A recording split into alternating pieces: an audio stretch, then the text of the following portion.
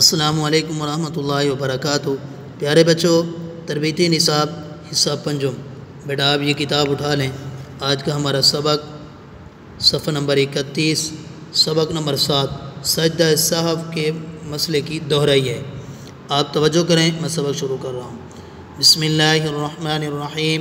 سوال نمبر 1، سجدہ سہو کسے کہتے ہیں؟ سہو کے معنی بھول جانے کے ہیں۔ بھولے سے نماز میں کمی یا زیادتی کی وجہ سے نقصان آ جاتا ہے۔ بعض نقصان ایسے ہیں کہ ان کو دور کرنے کے لیے نماز کے آخری قعدہ میں 2 سجدے کیے جاتے ہیں، ان کو سجدہ سہو کہتے ہیں۔ ٹھیک ہے بیٹا۔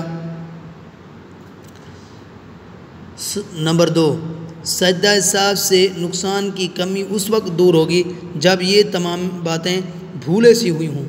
اگر جان بوجھ کر ایسا کیا جائے تو سجدہ سہو سے نماز درست نہیں ہوگی، بلکہ نماز دوبارہ پڑھنی پڑے گی۔ ٹھیک ہے بیٹا، آج کا ہم نے سجدہ سہو یہ سبق پڑھا ہے، اس کو ریوائز کیا ہے۔ بیٹا آپ اس مسئلے کو اچھے طریقے سے سمجھیں۔